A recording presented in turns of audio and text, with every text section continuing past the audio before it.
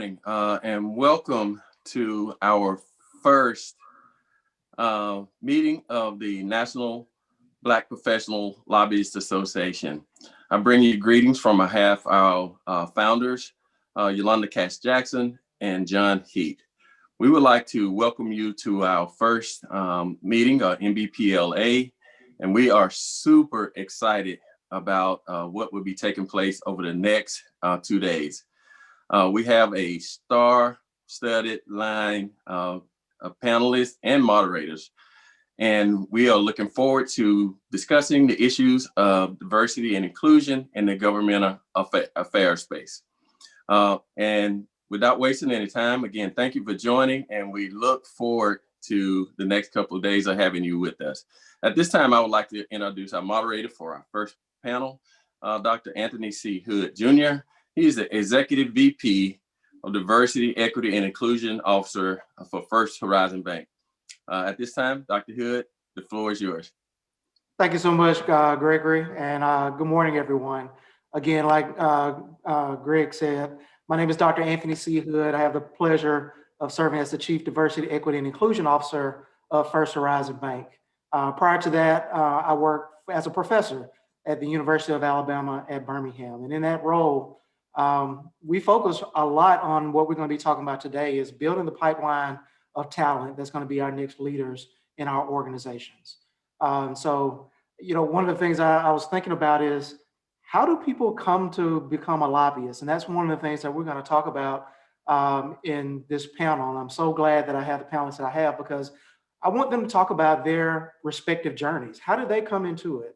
From my understanding, I don't know that there's an actual degree program for lobbying. Maybe there is, but how do they come into it? And how can we be more intentional about building that pipeline of raising the awareness of young people around these opportunities, and even the not so young people that may be looking for a career transition to get into this field? So for me, this is going to be an educational opportunity for me, like it's going to be for you guys. So with that, I want to open it up to my panelists.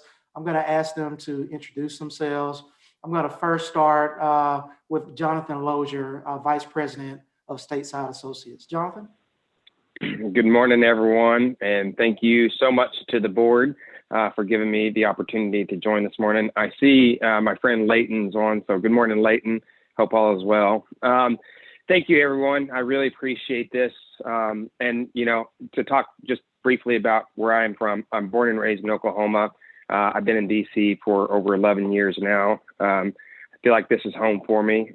Oklahoma is a place to go and see family, but I think DC is where my roots are now. That being said, I was an intern where Leighton was with the Alliance of Automobile Manufacturers. I got accepted to a program there back in 2008, and I started this journey. I mean, I was sitting by the fax machine and I taking in all these faxes as they were coming in, and I saw all these different opportunities that were presenting themselves. And so I, walked up to the VP of Federal at the time and asked him if he needed any help, and it started my journey, and I've been doing it ever since. It's not been easy.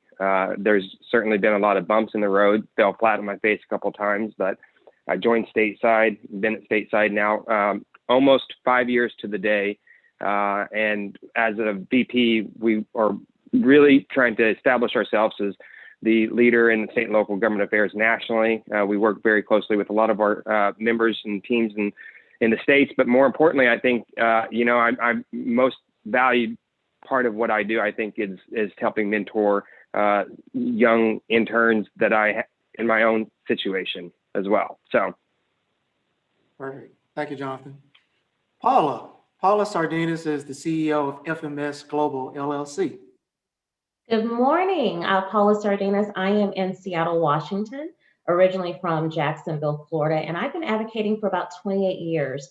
We have a traditional Black BIPOC government relations firm that does work here in Washington State, Florida, and DC. I came to this journey 28 years ago because I was a single mother working 2 jobs, putting herself through college. And I remember being told I couldn't have a particular grant because I worked 2 jobs. And I was arguing with someone at my community college, and she said, well, if you don't like the law, go change it. And I said, well, how do you do that? She said, well, go down to the city council and you need to just weigh in. And I remember I showed up at all of their meetings consistently for about 9 months until the city council in Jacksonville voted to change the law. And the council president at the time said, are you a lobbyist? And I didn't even know what a lobbyist was. I said, no, I'm a mother and I don't like the way that the laws are written. He said, well, you should become one. So I was majoring in business. I didn't know what it meant. He was just a really great, older white gentleman, and he put me in contact with a lot of different people. And he said, you got this done because A, we got tired of seeing you. B, you were very tenacious. He said, and if you believe in something this hard, you should do it for a living. So 28 years later, we've worked on banking, insurance. I was the chief lobbyist for AT&T for 5 years in the state of Florida, and in Washington, I'm leading cannabis social equity to give African Americans their rightful place in that industry. So thank you for having me. And my mentor was Yolanda Cash Jackson. So I'm very proud to be here this morning. Oh, it's all full circle. I love it. Akeisha Anderson, Policy Director at Alabama Appleseed. Hi, thank you so much for having me today. I'm thrilled to be here. I actually probably am one of the people that went through a degree program that trained me to be a lobbyist. And so my first job out of undergrad, I worked for a federal agency. I realized I really loved that experience. So I went on and got my master's degree in public administration. And one of the classes I had to take was public policy formulation, which I just fell completely in love with. I knew that I wanted to do policy work from then on. I did have the opportunity to intern for my U.S. Congresswoman, to intern for my county commission. And something that I realized was that a lot of the people that, these offices were having meetings with that were impacting legislation, that were impacting decisions, were lawyers. So I decided to go on to law school. I got my law degree and I got a certificate in government affairs at the time. I have always been passionate in specifically civil rights and social justice issues. And so my law degree combined with the certificate in government affairs is what ultimately led me to, policy work, doing, criminal justice reform work here in Alabama. But I was very fortunate to have, that sort of training, as well as that exposure early on that kind of taught me what, behind the scenes of legislative policy work looked like and influencing it. So that was my journey to becoming a lobbyist. And I am probably the youngest lobbyist on the right now on the panel. So I have been a lobbyist for exactly 1 year now. So I'm very fresh and very, very new to this. So I'm really enjoying it so far. Great, thank you. And last but not least, David Dix, CEO of Luminous Strategies. David. Yes, good morning. And it's really daunting to be on with such esteemed panelists. My name is David Dix. I serve as CEO of Luminous Strategies. We're now an 11-year-old government relations public affairs firm headquartered in Pennsylvania with international reach. We do a lot of work in a couple different sectors, transportation being one. We represent the Philadelphia International Airport, Conrail, Norfolk Southern, to name a few. We do a lot in education, represent the 43 private colleges and universities throughout Pennsylvania, as well as the newest community college in the country, Erie County's Community College.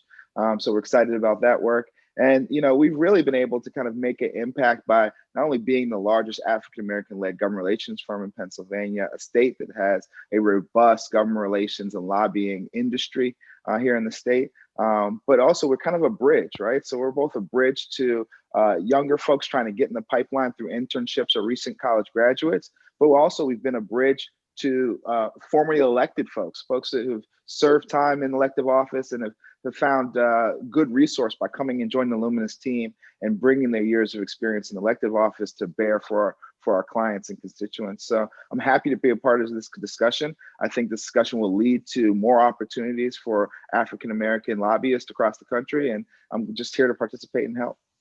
Great, thank you, David, and thank you to my panelists. So just for our audience, we want this to be a dialogue and not just talking at you. So we're going to go and do a round robin. I'm going to ask just a couple of questions. This panel will wrap up in the next, I guess, 50 minutes or so, 40 minutes or so. But I want to make sure that we leave a lot of time for questions and answers. We have a chat box as well as a question and answer box. So I encourage you, when things come up and questions come to mind, or you want me to go a little bit deeper with one of my panelists, please post that in the Q&A or in the chat box. I'll be monitoring that as well as our administrators, and we want to make sure that we have a dialogue. So David, I want to go back to you. First of all, I love the background. Tell me about that shovel back there. Oh, so the shovel is, again, we're an 11-year-old firm. It was our first major real estate development project. It was a $100 million real estate development project in Philadelphia, 308 units in that project. It was with partner Forest City Ratner, who built the Barclays Center in Brooklyn and has done a lot of work here in Philadelphia. So I keep it close to me because it was, it was one of those things that kind of cemented us as a real lobbying firm, if you will. You can imagine our first years, they're like, who's this young Black guy thinking he's a lobbyist, right?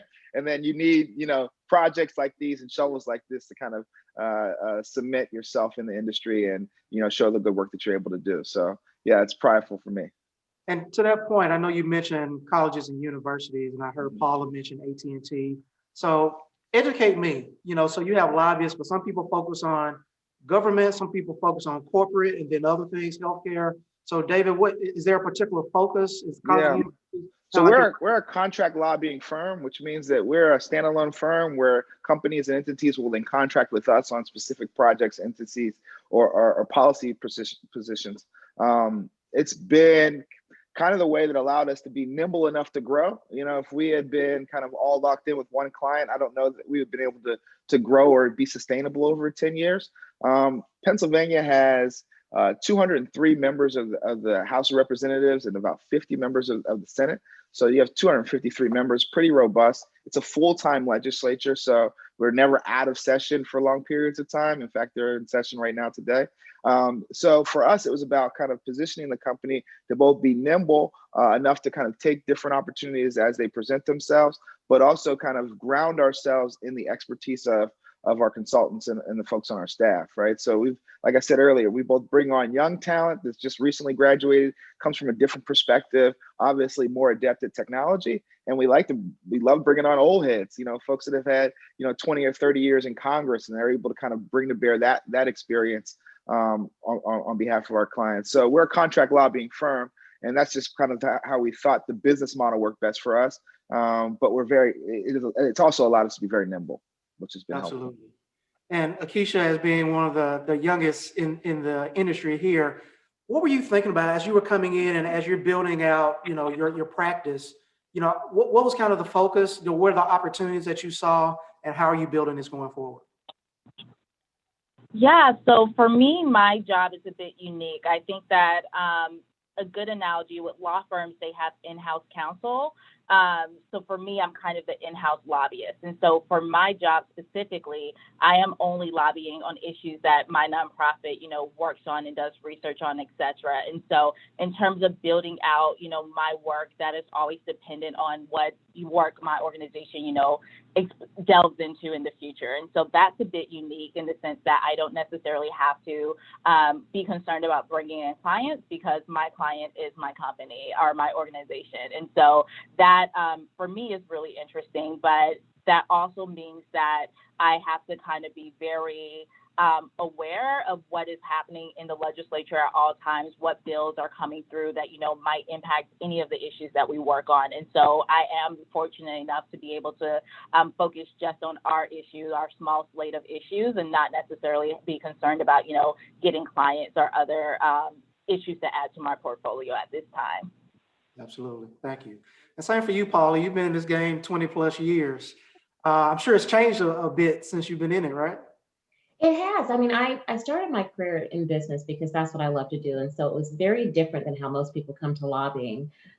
As a business banker in my early 20s, what I would do is if I didn't like something, like I said, with the child care, whatever the issue was, I would go and advocate. So we grew up calling it advocacy and public affairs. And then I evolved into lobbying, because if you don't like a statute or you don't like a rule that prevents you from doing business, then you go and you advocate, you lobby for it. And I got involved in campaigns. So I worked for President Clinton, I worked for President Bush, and I worked for President Obama.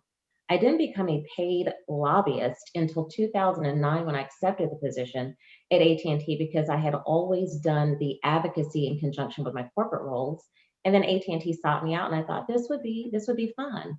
And kind of like some people on this panel, there's a tremendous difference between advocating for a corporate interest and what we do today. We own our own firm. When you advocate for a corporate interest, you advocate for their policies. And whether or not you agree with those policies, that's the job you get paid to do. When I left AT&T, it was because my passion really was civil rights and racial justice. And I wanted to advocate in a space where I could really have my own authentic voice and uplift the African American community. And sometimes that meant that we had to advocate against corporate interest. So we formed our own firm, our government relations firms. We have 5 members, and we advocate across so many verticals, from tech to banking to insurance to telecommunications. Probably for the past 6 years, we have been steeped in the cannabis industry across 7 states because of the inequities there. And so, what I would say for any young person, it really doesn't matter what your degree is, whether you come from government or if you're an advocate or an activist. If you want to elevate your voice, and if you want to change the policy in the communities where you work, live, and play, if you want to be a participant in your government, advocate. You can start your own LLC. You can go, like my dear colleague said here, you can go and mentor. We have 2 mentees that are in our firm this particular session because we want to build up Black men and women so they can do this. We're not going to do it forever.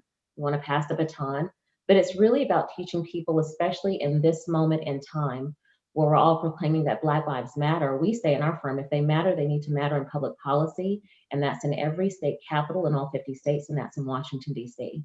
So we are super excited to be here and to be taking questions this morning. Absolutely. Thank you, Paula. Jonathan, same for you. Yeah. Well, I mean, I kind of wish I'd have gone last earlier. This is pretty impressive. So I stumbled through what Stateside is. So we're the largest state and local government affairs firm nationally. We have about 190 clients. We have about 60 plus team members. And we've continued to grow. We've had to hire, I'm sure each of you can appreciate this on the call, that this has been one of the busiest times I've ever seen in our firm. We're 35 years strong. And I think what we try to do is we aren't the retail lobbyists. So my competition isn't David and Paula in the state. And in fact, what I try to do is I have corporate clients that need issues in certain states. So it's a 50-state program, or may have 13 states that are important to them. And we try to make sure that we can advance their agenda through working with the governors. I've worked very closely with Governor Wolf and Governor Inslee through the Democratic Governors Association. And then, what we try to do is we make that nexus. So if they have an issue in Washington State, we're going to reach out to our lobbyist network there. And we can establish a relationship with these lobbyists so that the contract is between the client and the lobbyist, not us. So we don't benefit financially off of that relationship whatsoever. And I think that that's something that I want to drive home important today is that we at Stateside have made some commitments, especially in this last year as a reflection point of our own, is to making sure that we're providing a diverse pool of candidates to our clients to make a decision off of. And we've actually gone even further in that we're now going to add an NBPLA feature in our network to make sure that we're providing the right lobbyist for the job. And also we are going to start asking our corporate clients to make sure that their policies reflect and are also trying to diversify their representation, especially in states where it matters more than anything. And so we're very proud of that.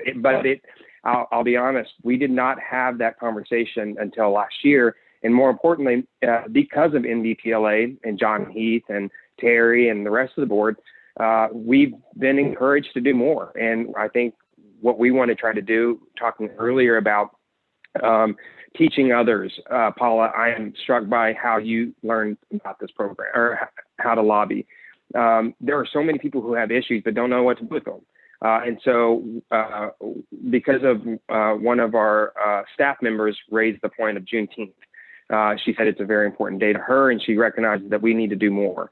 And so we are going to work with communities in the Washington, D.C. area to provide the day of service to teach people how they can advocate on their issues. So we're all professionals in this industry. So how do we make sure that we're providing that opportunity for others? Well, we're going to go work with these established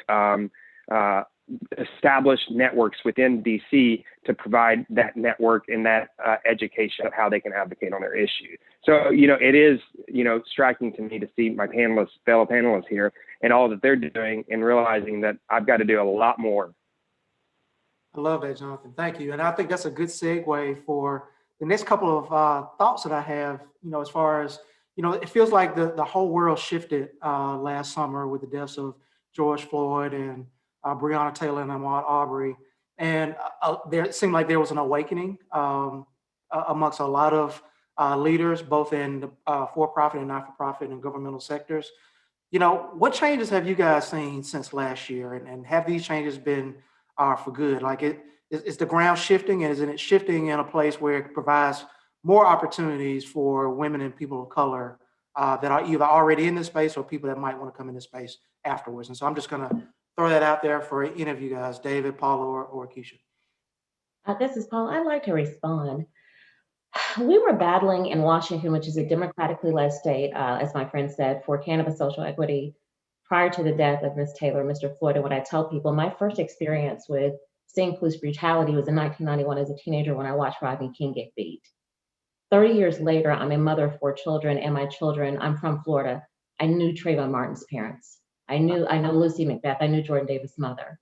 I went to school in Missouri, so we are intimately familiar with what happened to Big Mike Brown. It should not have taken someone standing on the neck of a Black man for 8 minutes and 46 seconds, or cops using a no-knock warrant, shooting a 26-year-old woman in her bed, for the country to have a conscience. And I think what it's done is, with the children that are my kids' age now, they are not doing what we did when Rodney King got beat. We gathered, we marched, and then we all went on. They said, no, we're mad as hell and we're not going to take it anymore. And so what I've seen in the effect is we represent probably 10 of the most storied civil rights organizations. We represent both urban leagues, Tabor 100 here, in a way that before people weren't willing to put money behind Black advocacy. Black groups have now said it's not just enough to protest. It's not just enough to go into the street. In Seattle, when it's raining now, there's no more protests going on in Seattle. We've got to take those conversations from the young activists like Black Lives Matter, like K-Sense, and we've got to translate that into good public policy. Our firm is consulting on 60 police accountability bills. I'm testifying in 2 hours on a use of force bill. We are supporting Governor Inslee's Juneteenth bill. Of our portfolio, we represent about 20 clients. 75% of those are doing something in the space of diversity, equity, and inclusion. We got signed on recently to represent Eli Lilly. They have never had a Black contract lobbyist. We have been adamant that from looking at how pharma and those things impact us, from COVID-19 to how we're going to manage our policing, to digital inequities in education, unfair redlining housing policies that have left Black neighborhoods gentrified in all 50 states, to the lack of economic prosperity, which meant that the unemployment doubles and triples in our communities. We have to be in the room where the decisions are being made. And so what I basically said to the governor, to the speaker, to everyone, do not run any bills and have equity or use the lens of equity if no Black man or woman looked at that and told you if it is equitable. You don't want people Say that who don't. Say that again. If no Black man or woman told you it was equitable. Great point. I don't need the gal that read it in the textbook to talk to me about equity when I have lived experience. And we said we will challenge and kill every bill that you put on the table unless we told you that it was equitable. And that's what Black lobbyists and Black firms have to do. You have to go in and look at pharma's policy. You've got to go in and look at AT&T's policies. And when they're running bills to get more of your tax dollars, when they're running bills to drop 5G in your communities, when they are, claiming properties, to take away your land and do all of these things, and you're not at the table, then you're on the menu. And in Washington State, Black folks aren't on the menu because we're advocating for that community. And we got to bring in advocates, we got to bring in activists, but we have to push from our university systems to our school systems that have left our children struggling as they're learning at home with digital inequity with no devices. We've got to say that that's not good enough anymore in 2021. And so for me, it didn't take Ms. Taylor, Mr. Floyd dying. What it did was it magnified a robust fierceness that we've always had. And we unified the Black community here, which is only 4% of this population. And we leveraged our voice and our power and said, we refuse to be silent. We will no longer tolerate complicity. We are coming for our equity in 2021, and we are going to come through the legislative policy and demand our fair share. That's what advocacy does. Yeah, I heard so many tweetable moments from that. My administrators, if there's a particular hashtag for the conference, please drop the hashtag in the chat. And I encourage you guys, if you hear something that you like, please go on Twitter and give some attribution to whoever said it. My panelists, when you get an opportunity, please drop your @ symbol in the chat so people can know to attribute your quotes to you. Anybody else want to respond to that? Yeah, I think that she handled that really well in terms of like our responsibility, but it's important also to recognize that corporations are moving and shifting and kind of on their heels a bit. So I've encouraged my brothers and sisters to kind of leverage in and push in on that because we have an audience with open ears in a way that we have never had before. And I've seen only in the last 6 months some really transformative changes based on the fact that the corporations and white leadership is receptive in a way that they hadn't been in before. And we've gone through this experience, and we recognize the inequities long before any of our brothers and sisters were murdered this summer. It's now time for white people to recognize. I think that 8 minutes and 46 seconds did more for white people than it did for Black people. It led them to see like, damn, 8 minutes and 46 seconds. Like it really kind of did something that destabilized them in a good way. And I think it's important for us as leaders to kind of lean into that and take advantage of that reception that's currently available that hasn't been in the past. Yeah. If I may, so I said this on the last panel that I was on with NBPLA. I grew up around Black people my whole life.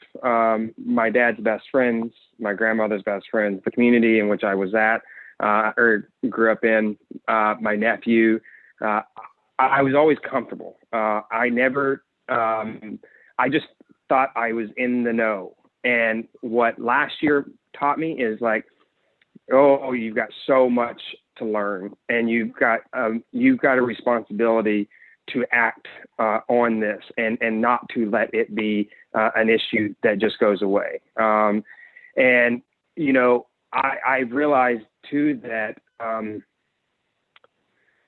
I need to do more both personally and professionally to make sure that a situation of George Floyd doesn't happen again. I've been very blessed to get a lot of great relationships in my years so far, and to leverage those relationships and hold people accountable in conversations, both personally and professionally. As a company at Stateside, we have had to take this reflection point. As a person, Jonathan Lozier, standing here, I've had to take this reflection point and make sure that I'm being a responsible citizen of my own community. And it is an everyday challenge. I've got a long ways to go for sure. Jonathan, thank you for your allyship. Definitely. And I think, you know, DEI is a journey, and everybody's on their own respective journey, and we're all moving, we're all learning. So it's everybody's responsibility. Keisha, what are your thoughts? Yeah, what I've recognized is I think, well, Alabama, just to start, Alabama is a Republican state. Most of our legislators, you know, are Republican white men. And so what I have noticed is that a lot of our legislators have started doing this sort of reflection that Jonathan just mentioned. And so after everything that happened this past summer and, you know, continuing, a lot of legislators have begun having the conversation with myself or other people of color about what can we be doing better. And as someone who works specifically on criminal justice reform and criminal justice related issues, it's really valuable to me because now I get to have these conversations with people about how these small issues that you may not think about, like penalizing people or arresting people for unpaid traffic tickets, how it has these residual effects that follow along race lines. People are more receptive to these conversations now, which I really appreciate. It also has helped us in other ways because we have other issues such as a prison crisis that we're facing right now in Alabama that my organization is working on. But the outcry of people in the public and, you know, getting the media's attention to kind of talk about these issues has helped put some of these issues on the higher on the agenda for legislators. And so I think that it has had a powerful impact in terms of the racial justice work that, you know, many nonprofits or other organizations are doing. And I'm hopeful that it will continue because legislators are starting to see and starting to think about, you know, what it is that they can be doing differently or what it is that they haven't thought about in the past. Absolutely. So we know this field has opportunities to progress as relates to diversity inclusion and equity. And I think oftentimes equity gets left out of the conversation because equity is about access. Equity is about, equality of opportunity, paying people fairly for the same amount of work. Women shouldn't be paid less than men. Blacks and brown folks should be paid less than white people. So what are your thoughts around how we can drive more, not only diversity in the field, but also equity and inclusion? Yeah, I wanted to use that as an example of some of the ways that the landscape is shifting here in Pennsylvania for us, and it's something that we should recognize if it's happening other places around the country. African Americans are being elected to leadership positions in Pennsylvania that they were never considered for before. We recently, in November, just elected our first African American and first female leader of the Democratic Caucus in the form of Representative Joanna McClinton. She's supported by her whip, who's an African American, Jordan Harris. So, that has shifted. I mean, that's 338 years of Pennsylvania. There's never been an African American or a woman leader of the caucus, right? So that's different. On the Republican side, because we're a bipartisan firm, we elected our first African American row officer in the form of Auditor General Tim DeFore. African American Republican, he'd been elected county controller, and now he's our statewide Auditor General, and certainly the leader for, a Republican nominee for governor or U.S. Senate. These shifts and these leadership changes, and a lot of them are happening in Alabama, I'm aware too. These leadership changes are creating huge opportunities for African-American led firms like ours, and are requiring that, in the way that relationships drove the enterprise, now relationships are driving the enterprise in a way that's superbly favorable to us. Before, when you didn't have African Americans leading caucuses or elected to statewide row offices, it was a little harder to get into those doors. And other lobbyists were able to say, well, no, I got the relationship. We went to high school together. We went to college together. We have the relationship. Well, now the leaders look a lot more like us. But now the leaders are generationally and worldview much more aligned with us. And now we have the relationship. So I would just suggest that lobbyists in the game right now, that the landscape is shifting in our favor, and we need to lean into that and take advantage of the relationships that we have that some of our competitors may not. Absolutely. I was going to say too, I think you need to focus your energies on becoming an expert in whatever policy you lobby for. Like Alicia, I was in Florida. It's a Republican legislature. There's 120 members. And when AT&T hired me, I was the first Black person to ever lead their policy team with 80 contract lobbyists. They did not hire me because I was a woman and I was Black. They hired me because I was a SME in telecommunications and I could quote the 1996 Telecom Act in my sleep. And what I find here being in Washington, and hats off, David, to Philly, because when you got a large Black population, you're winning. We are 4% of a state here, even though we're in a Democratic state. It was an uphill climb. It felt like Alabama when I first came here. I was, and probably still am, the only contract Black lobbyist. The other lobbyists of color worked for either labor or they worked for corporations. People knew me because they go, oh, that black girl. That's what they say. Oh, the Black girl lobbyist. That's how I became known in Washington state, which is deeply offensive, right? When you get into the contract rates, everyone's required, whether you are government relations or an independent person, to register. This is what I'm teaching the young folks in my firm. Go to the PDC and see what your counterparts are making and refuse to be paid less. This session, anybody that wanted to hire us, this was our going rate. And we told them, you pay us for our experience. And so when we see that a white male or a white firm that does not have 100 years of experience, they haven't served 4 presidents, making $5,000 or more, we told them, no, thank you. We won't accept your business. And that's how you change the market. But then when you told other lobbyists that were trying to get into the game that were Black, you don't accept that rate either. That's not market rate. And so we have to make the rate fair. We have to make it competitive. But one of the things we do is we have to have solidarity in the industry by saying, hey, pay people what they're worth. Make sure that you have internships and programs and training. We got to teach young people how to suss out that information of what other people are being paid. It's great to go in-house and become a SME at something and then to go out and do what Dave and I are doing and having a private firm, because there's a lot of value working in state, understanding how appropriations work, understanding things like capital budget. Watch David smile. I'm working capital budget this morning. Or as I say, where the bag is, right? Teaching where the money resides. Where the bag, get into the bag, right? Get into the bag is what we do. But you have to be a policy SME. And I love what he said, it's about relationships. People say, who are your best friends? Anyone that chairs a community that moves money or does, law and justice and accountability. Get to know the chairs, get to know the members, get to know the staff, because chairs hear and move bills. That's your power. You only have as much power as the knowledge you maintain and the relationships you build. David, in Washington, we turn over 35% of our legislature every single cycle. So we are constantly, and we're not term limited here. So we're constantly out doing political fundraisers. We raise money. We supported a PAC. That's another thing we've got to say in the Black community. Learn the word PAC. It's okay to give money. Money is power, right? And that connects you to people. So what we do from a grassroots level, before you ever make it to the legislature, before you ever become governor, we have selected who's going to run in that district. We built that candidate up from the city council level. So when you are serving in the Senate, when you get a chairmanship, you're there because we put you there. And now we earn the right to ask you for something in exchange for that. Mhm. I love it. There was so much to unpack there. That's why I'm so excited about NBPLA, because the network is so important. You have to have, a place where you can have just emotional ties to people, because it's just so overwhelming, and just having somebody to go to or be like, hey, they're trying to pay me this. Is this a good rate? And so I know there's some competition in the field, but there's also collaboration. And so that you said the word solidarity, and I love that. So organizations like an NBPLA, I think, are critical to make sure that we have that solidarity so we can move forward.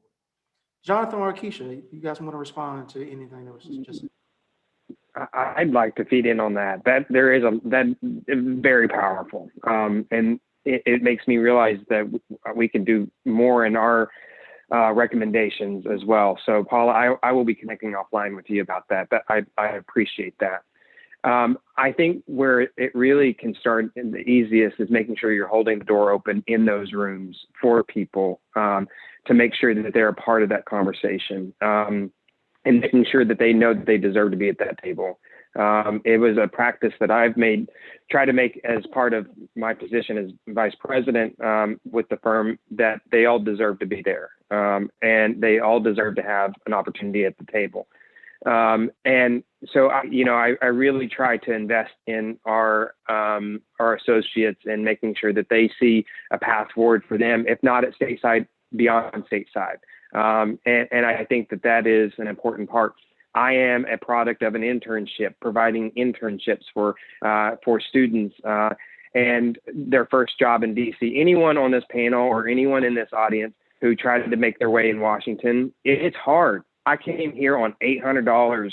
I had no background to fall on, nothing to fall on. But what I took from that is an opportunity to educate people in the future. And provide that same opportunity, but in a different way.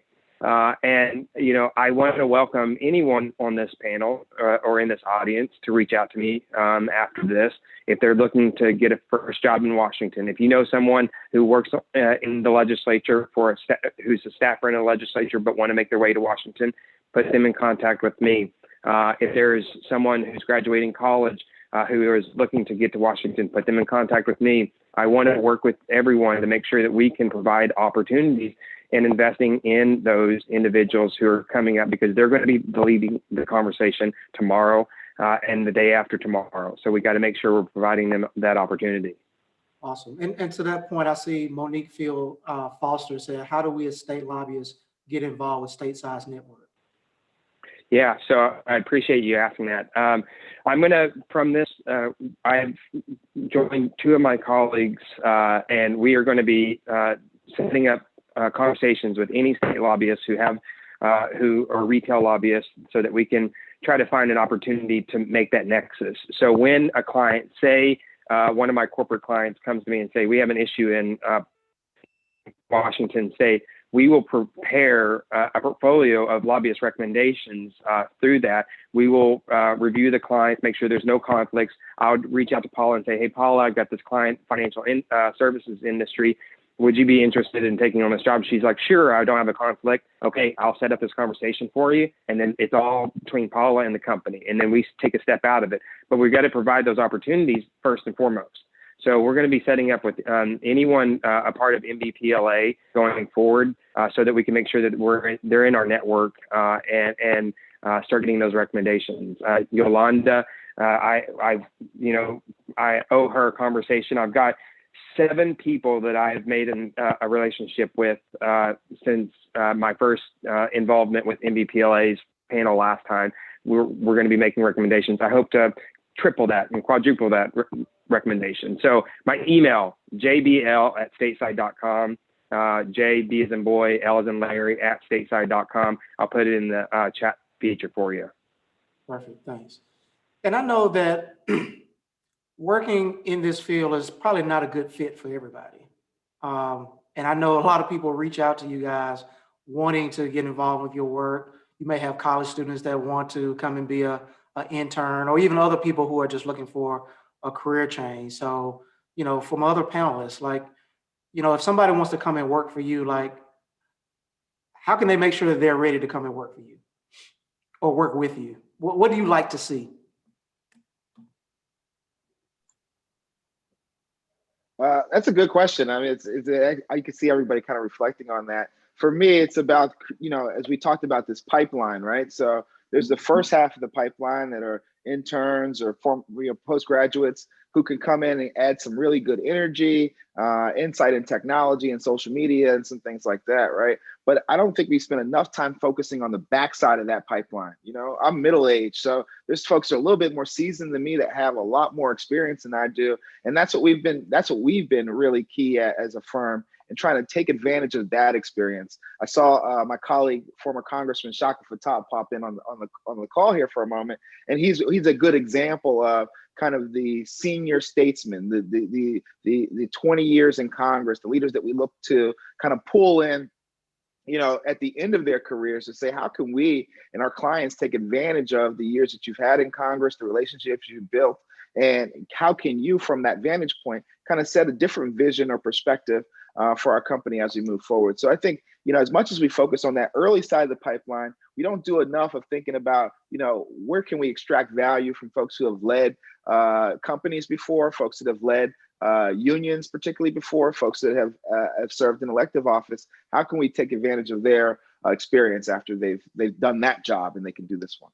I love that. So that leads to the multi-generational nature of what we do, because another aspect of diversity and inclusion is age diversity, right? Mm-hmm. So being aware of the biases that we may have as far as age, I think is really important. And recognizing that you don't know everything, right? So it's like, if I don't know everything, I better have somebody who has some perspective that's older than mine and somebody who has perspective that's younger than mine, so that I can have, a more full perspective as we kind of venture out into these business opportunities.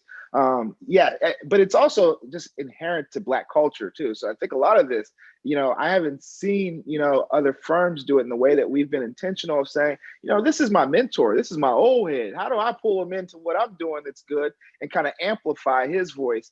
I think we need to get back to that. And I know that it will have demonstrative effects on our business bottom line if we do that. Love it. David, we do it just a little bit different from you. I call our model the Chick-fil-A model. So I only have one characteristic that I look for in somebody that wants to lobby: work ethic, because everything else you can teach. And I have a story of this young lady. I don't know if she's watching this morning. Her name is Crystal Perky.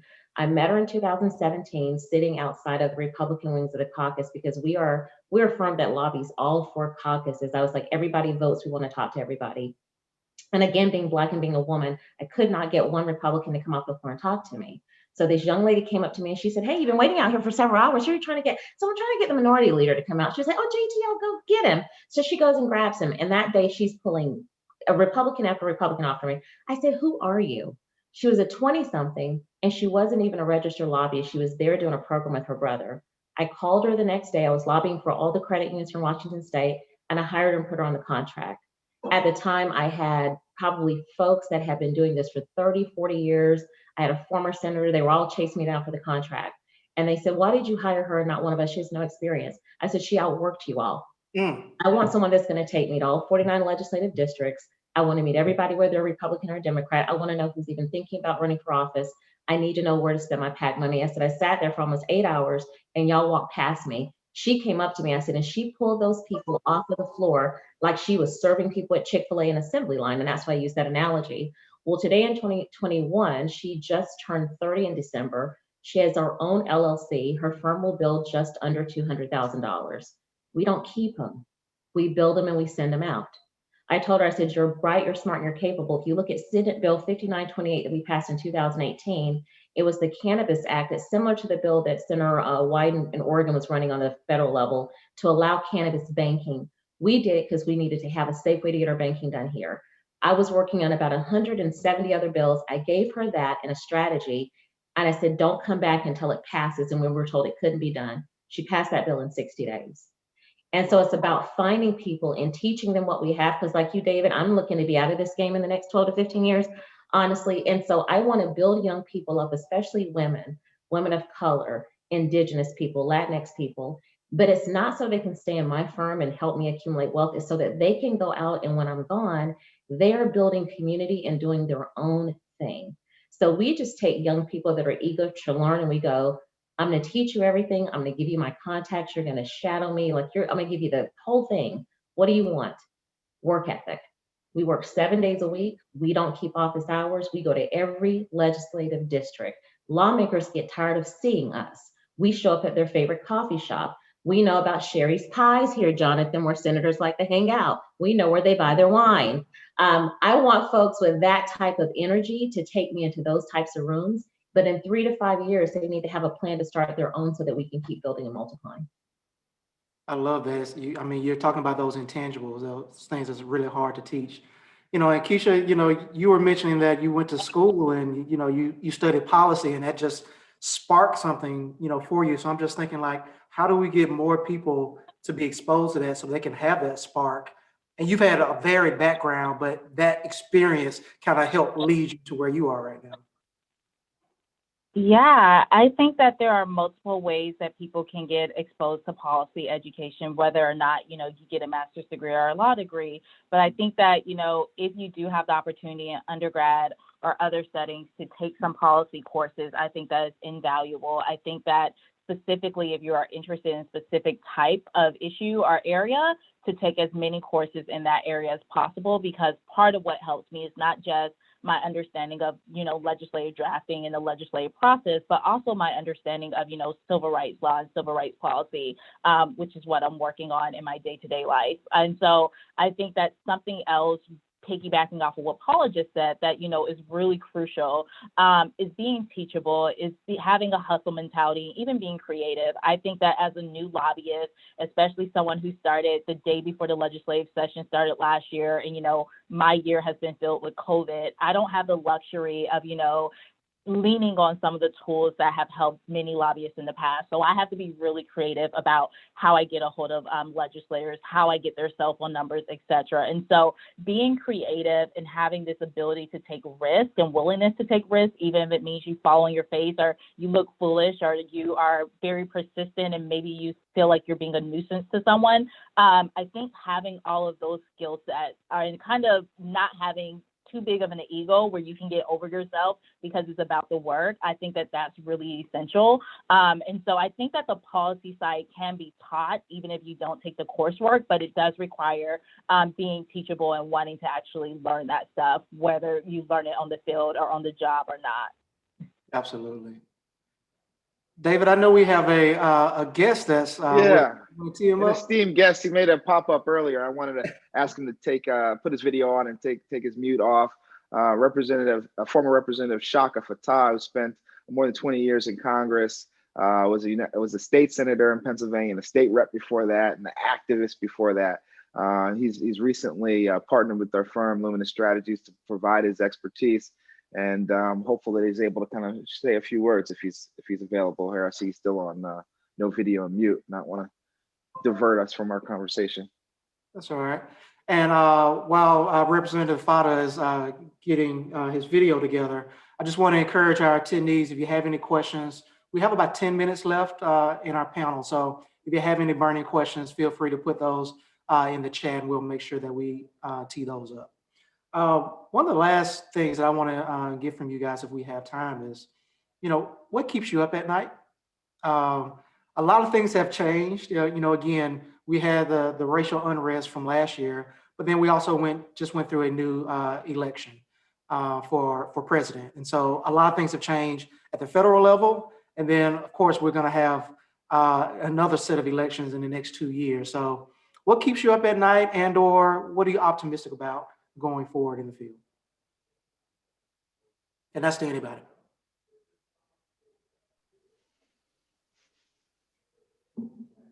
Jonathan, you're on mute. I will. The conversations like this give me more hope than just anything else. I think that there is so much bright in front of us.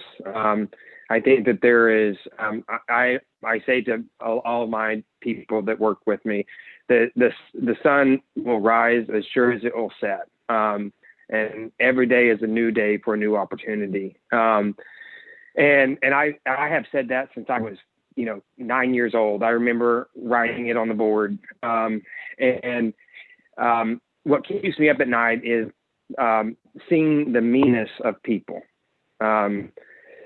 It is, and it's so little that I can do, but what I've committed to do is to make that, to do good, be good, and leave good, and make that an act of practice. And you have to ask yourself, are you doing enough? And you can never answer with yes. And that to me leaves room for improvement, room for opportunity, and to making sure that I can extend anything I can to others. And so that question, can you do enough, is what keeps me up at night. And I'm not lying. It is a lot that I have that question burning in my mind, trying to go to sleep. Absolutely. Thanks. David? Sure. Let's start with what keeps me up at night. I have a 20-year-old son who's a football player, he's a college athlete, and he's really big, and he's, he just looks like my baby boy.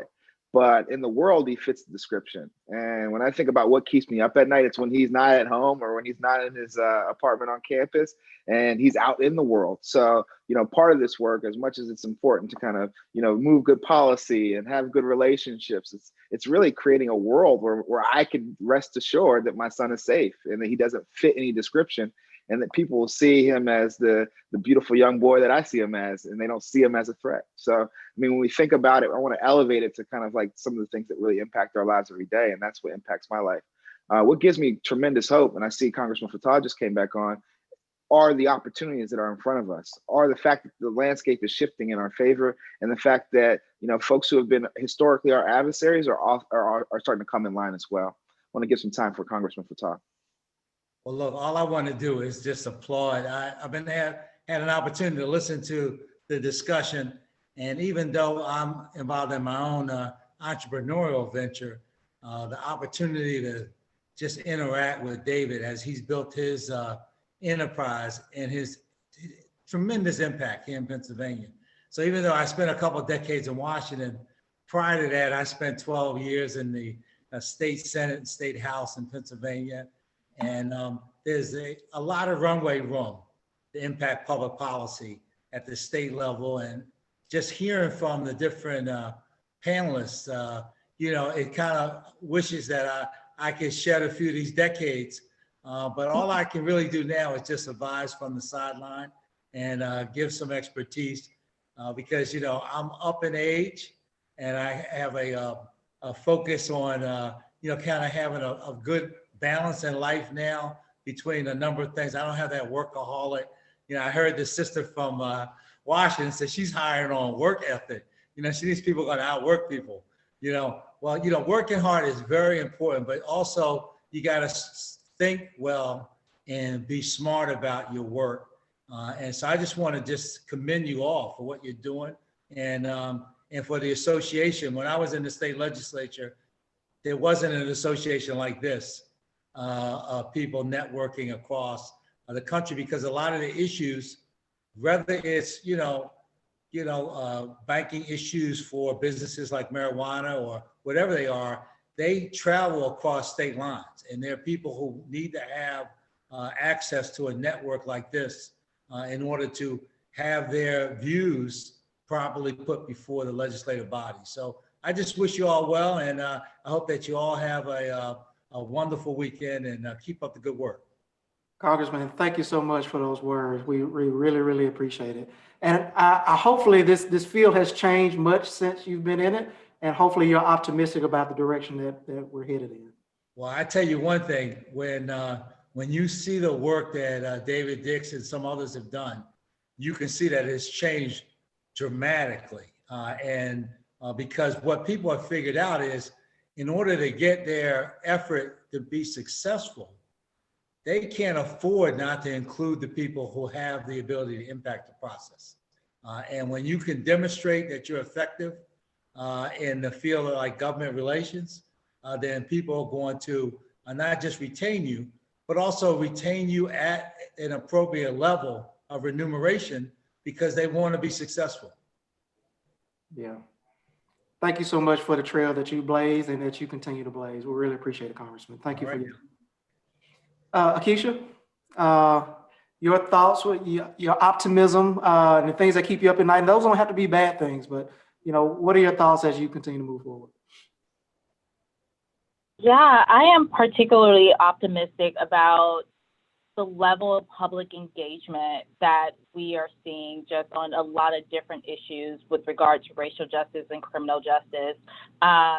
In my realm, I have to do a lot of direct lobbying, so talking to legislators, but also a lot of indirect lobbying, so getting, outraged communities to reach out to legislators. And so I am really excited about, people really wondering how can they get involved and effectuate change, whether or not this is their day job or not. So what can they do to do something about issues? And so that really excites me. Something that used to keep me up at night is this fear about what the world would look like someday when I had kids. I think that I am becoming more optimistic that the world is heading in the right direction. And so I have less fears. And so I get excited now about, bringing kids into this world and that sort of thing. And so I think that that is a beautiful switch from, just 6 years ago. And so that is something that, really has impacted me in the way that I perceive things. So I'm thankful for that. Great, thanks. Paula, and we have about 2 minutes left. So at the close of your comments, Paula, give us a call to action, if you don't mind. Absolutely. Well, what inspires me, it's Jonathan, David, and Akeisha. I'm thinking about when I show this video to students, they have probably never seen a Black man and a Black woman who advocate, and you cannot become what you can't see. So I know when I started 28 years ago, I never saw a David or an Akeisha. So I'm very inspired. I can go retire tomorrow.